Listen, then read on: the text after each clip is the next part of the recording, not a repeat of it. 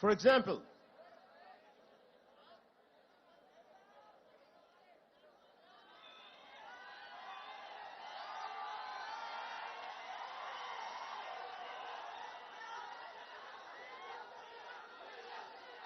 in recent times, we know about Steve Jobs.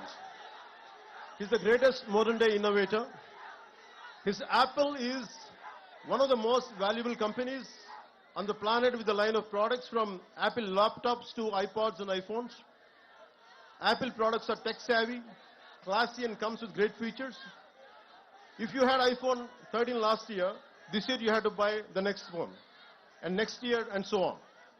But the key question to ask is, how many Indians can afford the latest iPhone? How many people in the world can afford iPhone? Not even 5% of the world can afford Apple products.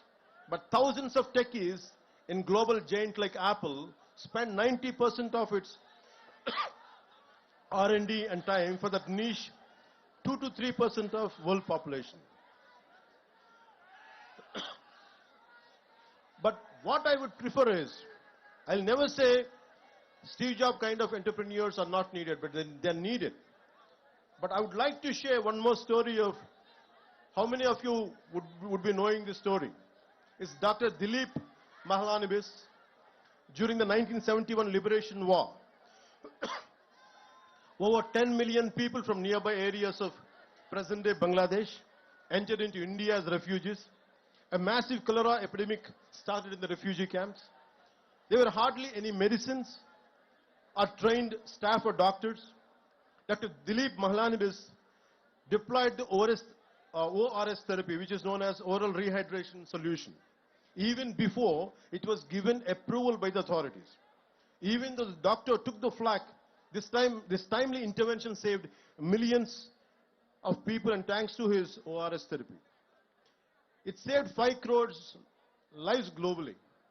Today, all the 190 plus countries use ORS. The Lancet journal called the ORS therapy as the greatest discovery of 20th century. But he never patented. That's what I'm trying to say. His brilliance, his intelligence, his intellectual prowess.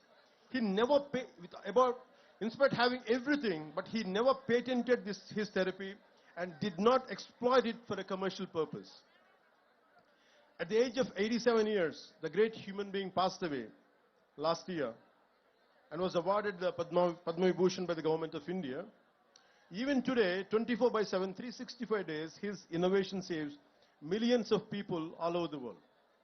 So my advice is to all the graduates, gonna be graduates, here is to think about ideas and innovation that are simple, successful, sustainable, scalable, and work on tech that improves social mobility and reduces inequalities. So admire and adore Steve Jobs, but find your own Dilip Mahalanobis in you.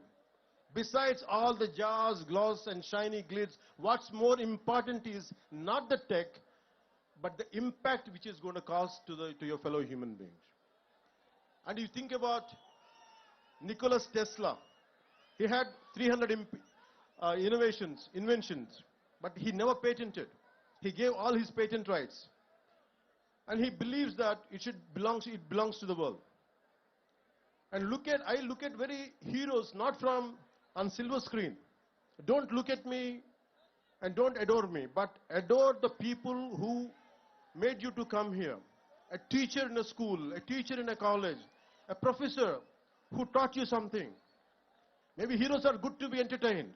Even including me, I'm saying, I'm okay to be entertained. But you have to look at the heroes who are around you. Maybe from your parents' side. That's what I believe in. In Telugu, one of the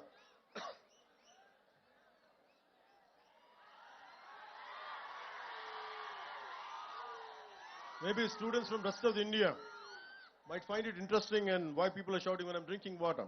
Maybe they love me, that's why.